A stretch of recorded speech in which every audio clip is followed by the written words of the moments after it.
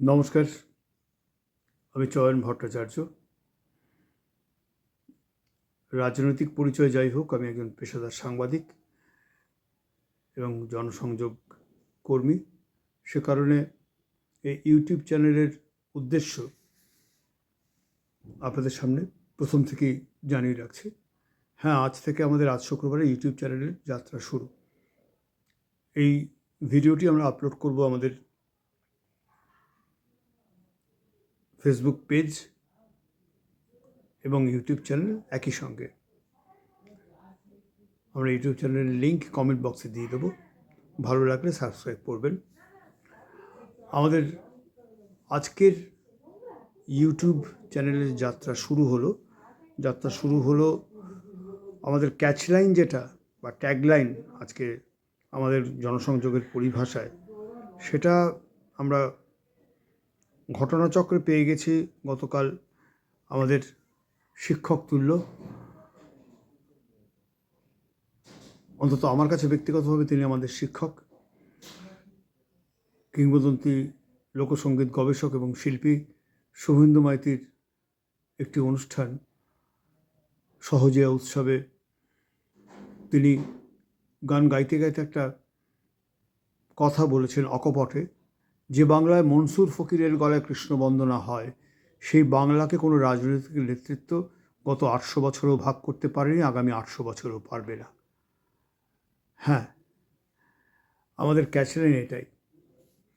সাম্প্রদায়িকতার বিরুদ্ধে আমরা প্রগতিবাদী চেতনা নিয়ে আমাদের ইউটিউব চ্যানেলে যাত্রা শুরু করলাম। আমাদের ট্যাগলাইন এটাই যে বাংলায় বিভাজনের রাজনীতিকে শক্তিশালী হতে দেব না, দুর্নীতির বিরুদ্ধে আমাদের লড়াই চলবে।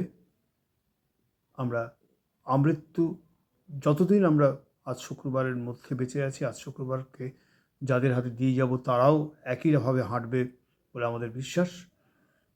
আমাদের ইউটিউব চ্যানেল আজ শুক্রবারের অর্থাভাবের কারণে পত্রিকা যেহেতু নিয়মিতভাবে প্রকাশ হতে পারছে না, সে কারণে পরিপূরক হিসেবেই আমরা আমাদের এই ইউটিউব চ্যানেল শুরু করেছি।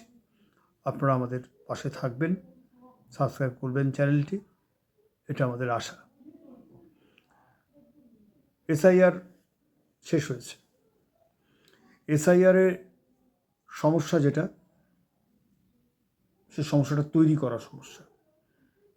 বলে রাখা দরকার, এসআইআর নিয়ে কোনো প্রকৃত অর্থে গণতান্ত্রিক চেতনা সম্পন্ন মানুষের কোনো আপত্তি থাকার কথা ছিল না, নেইও। নিবিড় সংশোধন ভোটার তালিকার, এতে স্বচ্ছ ভোটার তালিকার প্রতিশ্রুতি থাকে। মৃত ভোটারদের নাম, স্থানান্তরিত ভোটারের নাম, যারা ঠিকানা পাল্টে অন্য জায়গায় গেছেন সেই সব ভোটারের নাম বাদ দিয়ে যারা বুথ এলাকায় বসবাস করেন তাদের নাম সম্বলিত নির্বাচক মণ্ডলীর নাম সম্বলিত ভোটার লিস্ট মানে নির্বাচক তালিকা, এই প্রকাশ করাটা গণতান্ত্রিক বিধির লক্ষণ, বিধির অন্যতম বৈশিষ্ট্য। সেটা নিয়ে কোনো প্রশ্ন নেই। প্রশ্নটা হচ্ছিল যখন এই এসআইআরকে কেন্দ্র করে এই প্রচারটা চলে আসছিল, এবং দুঃখজনক হলো সত্যি, নির্বাচন কমিশনও এতে অংশগ্রহণ করেছিল, যে নাগরিকত্বের প্রমাণ দিতে হবে। নাগরিকত্বের প্রমাণ দিতে হবে, এই ভোটার লিস্টে নাম থাকা না থাকাটা নাগরিকত্বের উপর নির্ভর করছে। আমাদের আপত্তিটা এখানেই ছিল যে রাষ্ট্র তার নাগরিককে ভোটার তালিকা ধরে বলছে তোমাকে নাগরিকত্ব প্রমাণ দিতে হবে। তাহলে এতদিন তারা কী ছিল? Aadhaar card, voter card, PAN card, এই তিনটে গুরুত্বপূর্ণ পরিচয়পত্র, যা নিয়ে মাঝে মাঝেই এই 2014 পর থেকে তাদেরকে দৌড় করানো হয়েছে।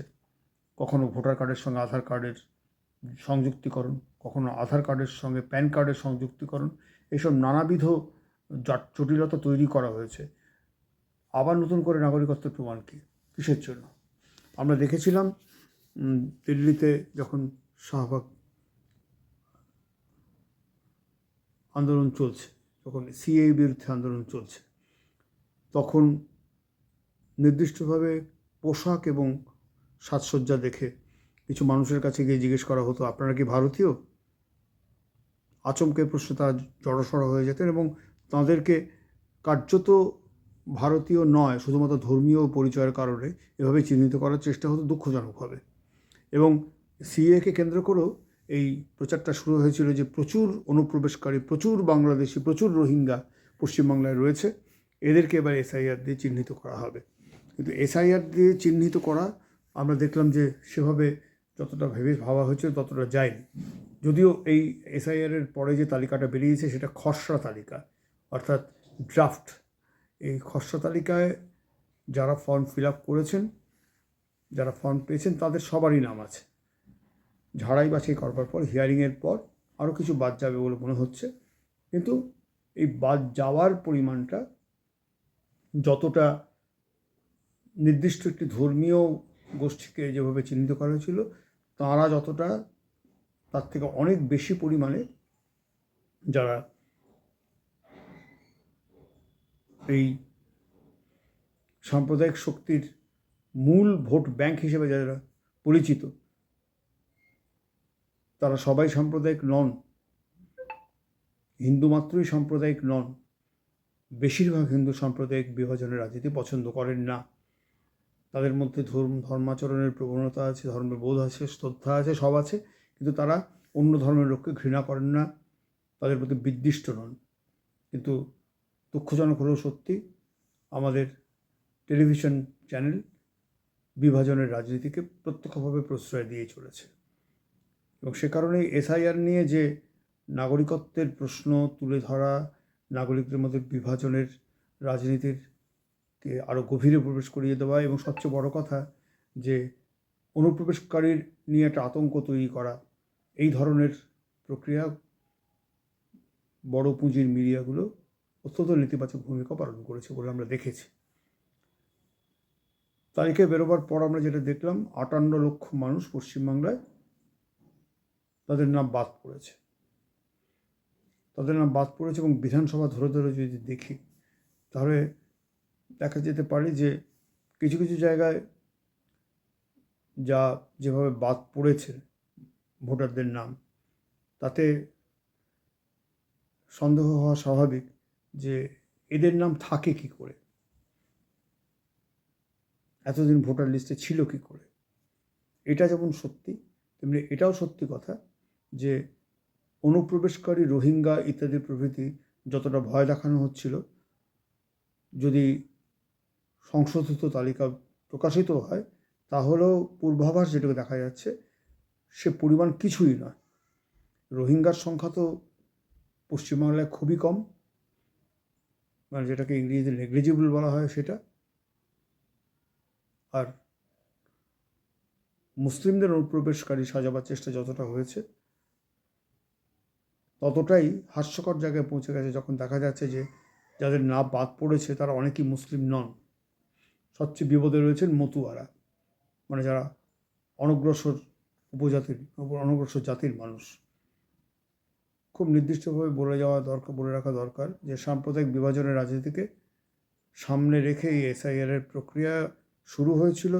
নির্বাচন কমিশন তাতে কিছুটা হলেও ইন্ধন দিয়েছে, কিন্তু যখন তালিকা প্রকাশিত হয়েছে পশ্চিমবাংলার ক্ষেত্রে, দেখা গেছে যে এখনো পর্যন্ত সংখ্যালঘু মানুষ নিরাপদ, যেটা গণতন্ত্রের প্রাথমিক শর্ত। 2, অনুপ্রবেশকারীর সংখ্যা যত বেশি বাড়াবাড়ি রকম বলা হচ্ছিল, ততটা তো নয়ই, বরং অনেক কম। এবং শেষ যেটা বলবার, এই অনুপ্রবেশকারী চিহ্নিত করতে গিয়ে যে সর্বনাশা নীতি কেন্দ্রীয় সরকার নিয়েছে, যার বলি হয়েছেন সোনালী বিবির মতো দরিদ্র পরিবারের মানুষ, তারা ভারতীয় নাগরিক হওয়া সত্ত্বেও তাদেরকে পুশব্যাক করে বাংলাদেশে পাঠিয়ে দেওয়া হয়েছিল। বিস্তর কাঠখড় পুড়িয়ে, আইনি জটিলতা পেরিয়ে সোনালী বিবিরা ভারতে ফেরেন। এর দায় ভারত রাষ্ট্র নেবে না। হঠাৎ রাষ্ট্রের সরকার যাদের ভোটে নির্বাচিত, সেই ভোটারদের তারা হঠাৎ সরকার জিজ্ঞেস করছে, নির্বাচন কমিশনের মাধ্যমে জিজ্ঞেস করছে, কিন্তু সরকার জিজ্ঞেস করছে তোমাদের নাগরিকত্বের পরীক্ষা দিতে হবে। যে সরকার চলছে সেটা তো এই ভোটারদের ভোটে ফলাফল অনুযায়ী এই সরকার চলছে। তাহলে হঠাৎ এই প্রশ্ন জেগে উঠল কোত্থেকে, কী যুক্তিতে? আমরা এই প্রশ্নগুলো তোলবার জন্যই আমাদের ইউটিউব চ্যানেলে এসেছি। আমরা এই চ্যানেলে আপনাদের সহযোগিতা আশা করছি, পাশে থাকবেন এই আশা রেখে আজকের সূচনা পর্বের অনুষ্ঠান আমরা শেষ করছি। নমস্কার, ভালো থাকবেন।